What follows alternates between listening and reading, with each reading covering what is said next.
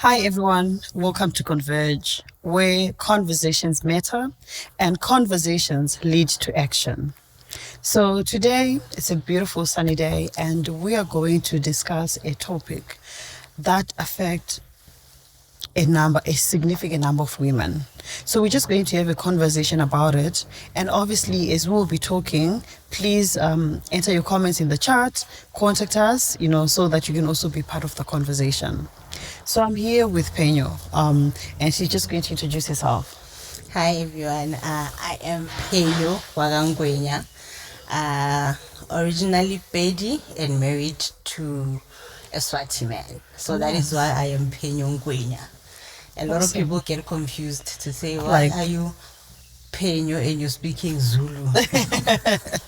Yeah, so I'm Phenyo Ngwenya. Yes. Does Phenyo mean light? Victory in my language. Oh, that's good. It means victory. That's good. All right. So the conversation we're discussing today, as I mentioned, it's about health. It's about cancer. And this is something that Phenyo went through. So we're just going to discuss, from her perspective, her journey. So I think just to start, I would want us, if you can just take us, through how your journey was from the diagnosis, the emotional turmoil, and also adapting to a new normal, and how in the end, you had to find hope and purpose. Oh, okay. Can I be excused? I'm going to be looking at my phone, but I will explain it because memory loss is also another symptom of chemotherapy. Okay, I get you. So let me just open my notes.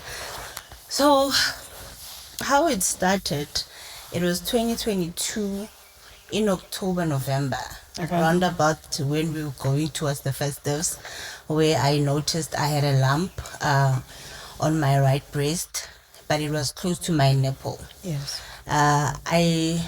I took it very lightly because, as women, we get lumps and bumps when we go on our periods.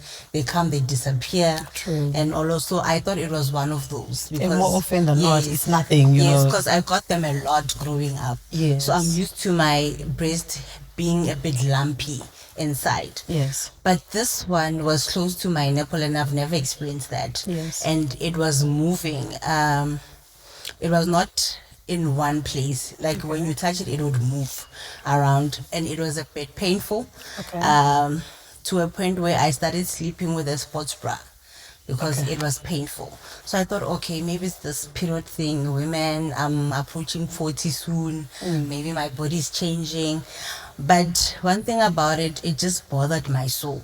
Yes. Like something was just wrong. My body was just telling me that, no, this is not normal. Something is not right. Yes. And I showed it to my husband and I was like, oh, okay, maybe you should go to a GP and get it checked out. You know, the process of the medical world, you don't just go to a specialist. And just say, I'm here. They're going to ask who referred you. Yeah, who referred you. So I had to go to a GP first. I went there. Cancer never came into my mind. Like, I was never exposed to cancer. I think that as much as I knew that there was something like that, but I knew nothing about it because it was not in my life. I've never heard of it in my family. Nothing like that. So it never came to mind that it might be cancer or anything like that. So when I went to the GP, so before I went, I didn't even Google anything because cancer was not in my your head. mind, you're expecting you to be told, oh, it's your periods, or lumps, they go away, stuff like that. Yeah. So when I went to the GP, he did not even mention cancer himself because when he looked at my breasts, they look normal. Yes. Because there are signs. Well, he told me that there are signs to cancer. I don't see that. Okay. In you. Like other external signs. Okay. Like your nipples leaking, redness around that area. Yes. Some breasts don't they're not equal anymore to a certain degree. So he didn't see all of that, and he said it might be a fibroid adenoma. Okay. So a fibroid adenoma is a little lump that can be removed. It's nothing major. And it's harmless as well. Yes. So he just said might be a fibroid adenoma, and let's just monitor it. If it bothers you, come back in Jan and I will connect you to a breast surgeon and we'll just remove it. But Yes. normally it doesn't bother women. So that was that. I went And through. that was too in October, November. Yes, around about there. So we were going towards the festive. So then I said, no, let me not rock my family's world. It's almost the festives. Let me just relax, So I kept on drinking painkillers because it was painful. But I didn't want to alarm anybody because I went to the doctor and he said, no, it's nothing. You see? So then I relaxed. I went through my December. January, when it started, it was bothering me. Even through the festive, it bothered me, but I just kept it at the back of my head.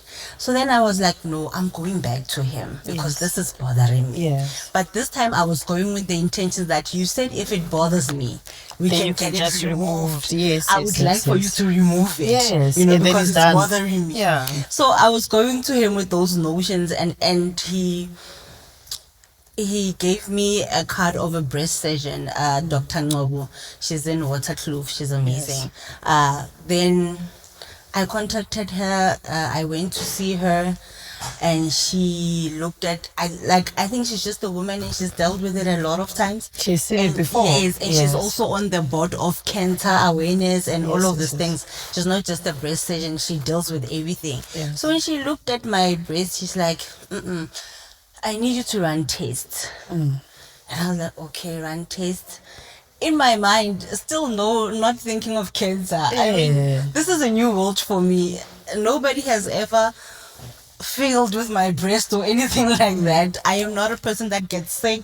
So I don't know all these terms, all this, Like what you're alarms. saying, awareness. One thing I've realized, right, is we can be aware of things, but because we've never actually engaged, with someone who's in that situation. So it's just something at the back of your mind. Like you Very hear far. there's a war in another country, right? You're not going to think, oh, wow, could the war be here? In your mind, you're like, we pray for peace and that is resolved, but it's not something that you're going to internalize. Or even want to know more about research, Yes, until yes, it's yes. close to you. Definitely. Then you are, So when she said run tests, I was like, okay, how do we run tests? Little did I know that we are going to run tests. And like I'm saying, I've never been a sick person. The only time I've been to the hospital was to give birth. Yes. And I've always took so much pride in that, being a Christian and stuff, that my God is looking after me the only time I go away, stuff like that. Yeah, your health is your wealth, and I'm very wealthy in that department. So she just gave me a note and she said, please rush, and because they're closing, it is a place where they test blood test and what, I don't remember the name. She wanted you to do it on the same day. Yes. Oh wow. So then I rush, I go there, they test me, they test me, but with the sonar, when you're giving birth, Yes, but yes, for yes. the breast and Yes. stuff. Then they start measuring. People are measuring. Oh, God. When you're looking at the screen and you see the line going from here Yes, to here. yes, yes, like and how you they don't- measure yes, the with the fetus baby, head. yes. Yes, yes, yes, yes. You see them measuring and measuring. They looking at each other. They calling doctors, other doctors, and they measuring. I'm like, oh, okay. This is gonna be a big thing to remove this fibroid. Hey. So I'm looking at them. Did you Then go they're there like, by yourself? with my husband. Okay. But he was waiting because we did not know. We didn't think that it's that serious. Yes. So after that, they speak about biopsy. I'm like, what is that? They're like, no, we're going to cut you a bit and insert something to just get samples of the lump. Now there's a new word. It's a lump. Yeah. And I'm like, okay. That was painful, first of all. It was the most painful day of my life. Then I had to go for CT scans. CT scans, they literally look at your organs, they look at your bones, they're trying to see if it's gone anywhere else, Okay. or if it's still intact. Yes, yes, In one place. So then you go for the CT scans. I even had to go. So in that day, I went for the biopsy, for the blood work. Then I had to come back the next day for the CT scans, Yes. because they were closing. It was late. Yeah. But they are not telling me anything. Were you starting to panic, or in your mind you're still thinking, No, this fibroid is acting out? now I have to go for surgeries and stuff like that. That's just my worry alone. It's not cancer. Yes. the next day we come back. I think the next day I spent the whole day in the hospital because of the lines. When you do a CT scan, you have to drink some sort of liquid Okay. to highlight things. Yes. So that takes time. You must finish this jar, this and this. So it's all those tests, and after the doctor, the next day we go back to Dr. Ngobo and she looks at the results and she says, Miss Ngwenya, it's cancer. And I was like, what? Like at first it was like, Are you sure? Is it the right file? like for me it was not even are you sure? It was like, what is cancer? Can we break it down for me, because I don't want to panic. And it's nothing. It's like I've heard of cancer, but I don't know much about it. Yeah. So then she told me, no, it's breast cancer, is stage 3. So there are stages to this thing. What is the most what is the dangerous high? stage? Yes. Like, What's the where highest? am I Is it like sitting? 100% You is know? the pass? And So I'm thinking, where am I sitting with the stages? Yes. Am I good? Am I like, what's going on? So then she just took me through the process that no, it's cancer. When they were talking about the lump cancer, we see it with lumps and what in the breast tissue. She was explaining all of those doctor's terms and everything. And I think in the middle of her explaining, what she just told me is cancer stage 3, the stage 4. Stage 4 is, it's like the final stage. now we are struggling to save your life. Oh, wow. And all of those things. I think halfway, once I heard cancer stage 3 and she explained what that meant and the process of chemo 1, 2, 3, then everything I did not hear. I did not hear. In my mind, everything just disappeared, and I started thinking, my child is still in, my last born is in crèche. So by the time he does grade 1, I won't be there. Was then because My last baby. Yes. Now he's in grade 2. So I was thinking by the time he goes to his first day of school, I won't be there. Yeah. And I'm looking at my husband, I'm like, how is this man gonna take care of our 3 kids? I haven't prepared anything like that. I don't know. Like, I'm just thinking a lot of things in my mind. Some are sad, some I need to be strategic now. Yes. Like, do I get out of this place and call life cover, funeral parlors? Yeah, What do I do to prepare? Because I feel like, my life is just, I've just been told that your life is cut short. There must be a limit to it, yes. You're going to die soon. And we used to think like, I think when I'm 8, I'll look like my granny. Now all of a Now sudden, all of those thoughts are disappearing. Now you're like, what is going on here? Oh, wow.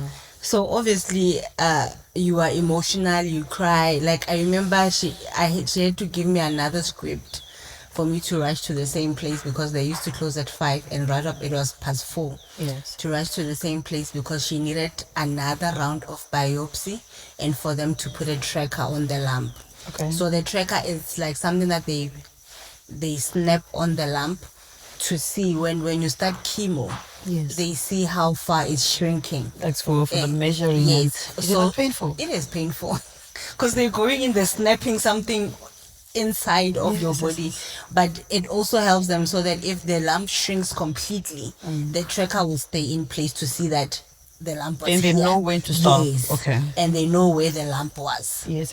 For their own purposes, I think. And also for checkups. Yes. So after a while, they want to see if it is. So I had to rush there, and on my way there, I think it hit me because I literally stood in the passage and I called my dad. And by that time, my mom was just admitted. She had like a knee surgery, so she was still in hospital. Yeah. She was about to be discharged, I think 2 days or what after I found out. Then I'm in the passage and I just called my dad, and the first thing I said, because he knew that I was going through tests and just stuff for like tests, that. yes. But I said to him, Daddy, it's cancer. And he just, like, my dad is a pastor. Yes. And he is not very emotional when it comes to us. I mean, he has girls only in the house, so he's learned not to be too emotional. Yes. He needs to balance it. Yeah. But he just kept quiet, and the first thing he said to me was, we don't serve a stupid God. Amen. And for me, I think I was expecting, yo, my child, I was expecting something like, You yo, expect like him to react to the situation, yes. but he reacted to his higher power. And he said, we don't serve a stupid God. Please don't tell your mom. Oh wow. Can we just keep it between ourselves until she's out? And he said, so where are you? And I was telling him, no, I'm going to get tested again and what. Yes. And he just said, you are going to be fine. And like the last words, and I'll never forget this conversation, he said to me, remember who you are. Remember your name. And my name is Victory. Amen. And the other name is Perseverance. Hey. And he's just said to me, remember your names. Yes. And remember who you are. And we ended that call. And by that time, I was crying. And I had to just wipe my tears because we just had this amazing conversation where now I can pull myself together. And this is a conclusive conversation. Yes, now I this can is just a detour, but remember who I am carry on. and Yes. step in those. So we did that. So that's the first process you test. I think we need to Baba on the podcast. Right. So that's the first process of finding out. You need to run a lot of tests before you can even start chemo. So from my breast surgeon, then I was referred to my oncologist. Okay. Those are the doctors that deal with cancer and all types. Yes. You go to them. So then Dr. Ngobo referred me to Dr. Kanyile, who was my oncologist in Acadia, yes. So then we go to see him. Financially, I'm just going to tap into it. When I found out I did not have a medical aid, I had a medical insurance. Okay. It's different. Yes. So I sit down with my oncologist. He breaks down the numbers, the rounds of chemo, the cost, and he says to me, since you don't have a medical aid, I can give you a letter to go to Steve Biko. Yes, the government hospital. The government hospital. Yeah. But please understand that by the time you are done with the rest of the testing and everything, cancer does not wait for you. It grows. And it does not wait for your next checkup. And understanding how our government hospitals work and how they are so full with so much pressure. Yes. I totally got him. Then I looked at my husband to be like, we don't have medical aid. Yes.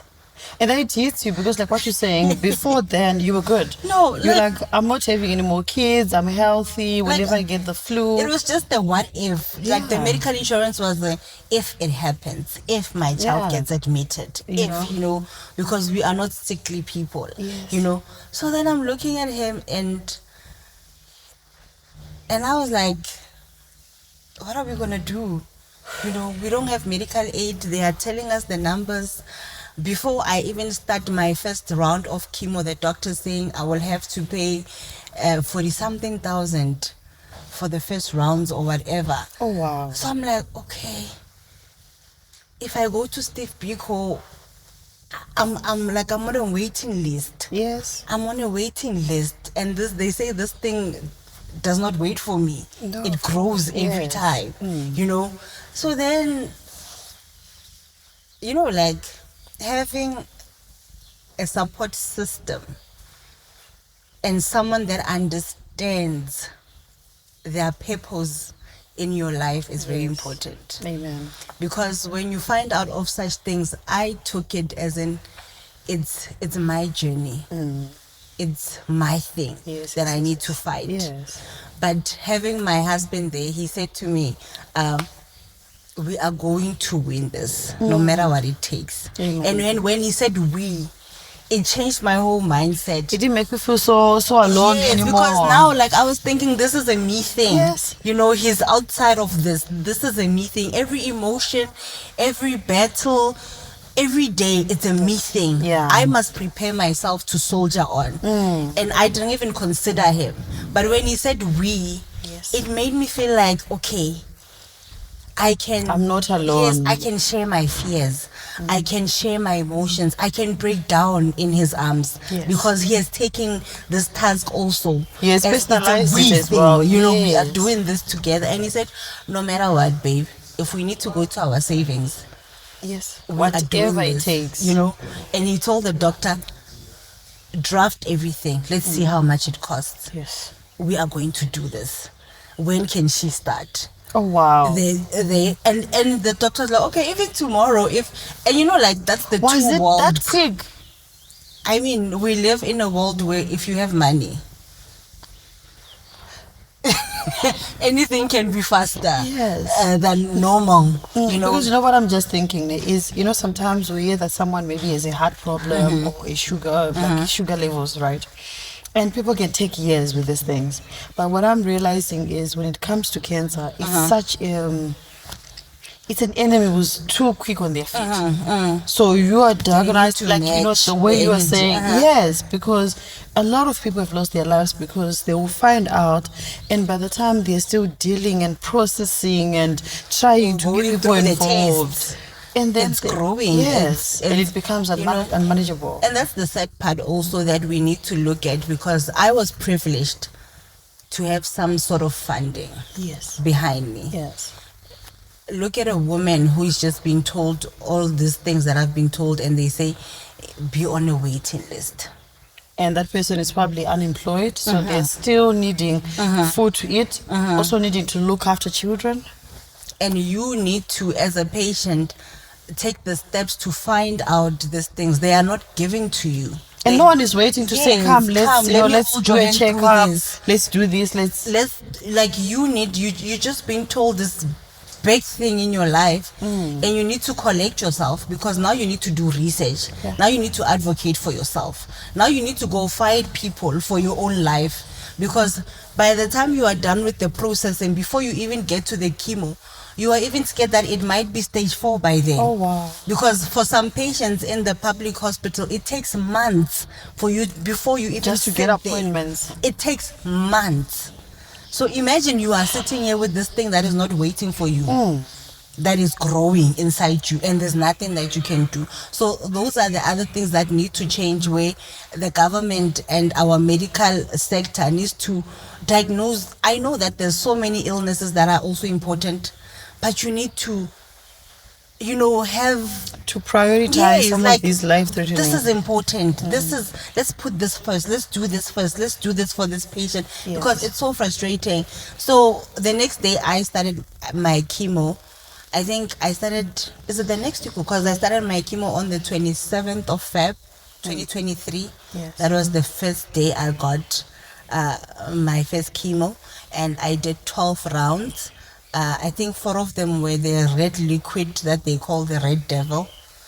So there's this red liquid that you start with. But even the plan that your doctor draws with you, it's not the same for everyone. Yes, yes. Even if you are all diagnosed with breast cancer, it's not the same.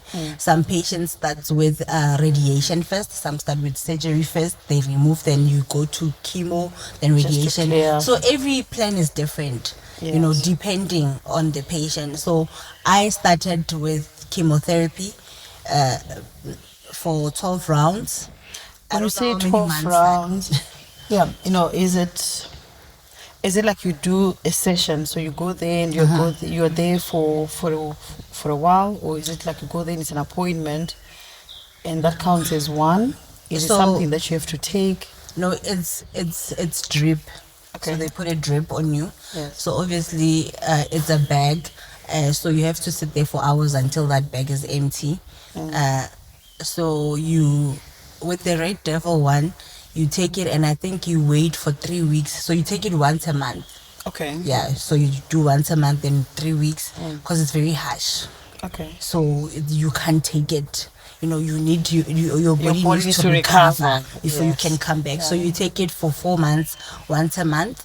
Then you start your Taxol, which is the rest. And I think the Taxol, it was was it once a week, but it was closer to each other than the Red Devil. And can you do those simultaneously, or you must first do No, this one and finish it's and a then? process. Okay. Yeah, you can't just, you have to go through the process because they're also looking at your body. Yes. You must understand that chemotherapy, as much as it's trying to kill the cancer cells, but it also destroys your body. And It's a foreign thing in your good body. cells. Yes. It attacks your good cells. That is why cancer does not make you lose your hair or skin problems or what. Okay. It's not cancer, it's Yeah. the chemo.